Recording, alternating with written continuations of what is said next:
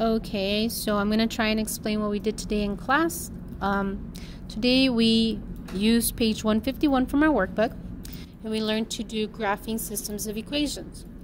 So graphing, we all know how to graph. Y equals mx plus b, where m is your slope, which tells us if we're going to go up or down, and b is your y-intercept, which tells us where we're going to cross the y-axis. Now system just means two equations, so that's not a hard part at all. Alright, so they're going to give us two equations. The easiest or more familiar way that you're going to remember is solving for y.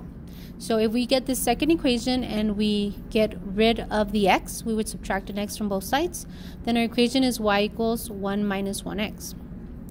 Now if there was something in front of the y, we would divide. But there isn't, we're done. Our y-intercept is 1 and our slope is negative 1. So we go to the y-axis on the 1, and then we go down 1 over 1, down 1 over 1, and then we keep going, and then we have our line.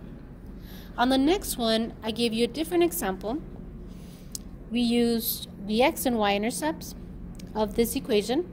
So if you remember to find the x and y intercepts, if I'm looking for the x-intercept, y is 0.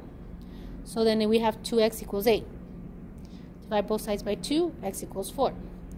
If I'm looking for the y-intercept, then x is 0. So all I really have there is negative y equals 8.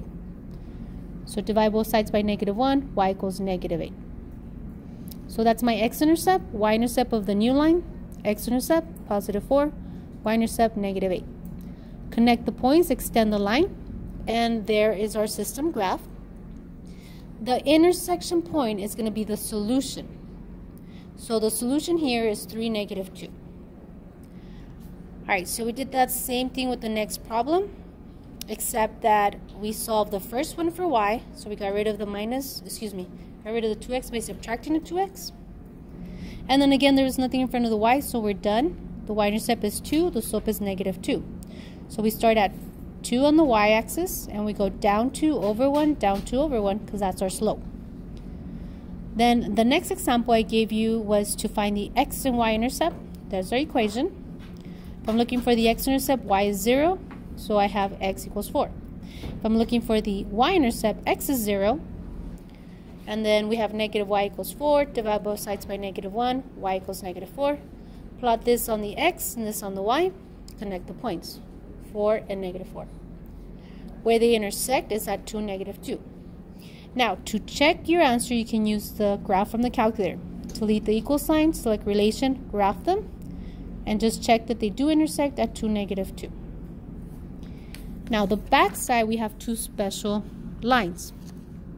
You can either solve for y, or in this case, if you notice, I did the x-intercept and y-intercept. They ended up being parallel lines. Well, parallel lines don't intersect, so the answer is no solution. The next one, we solved for y. So we got rid of the x first, so there it is.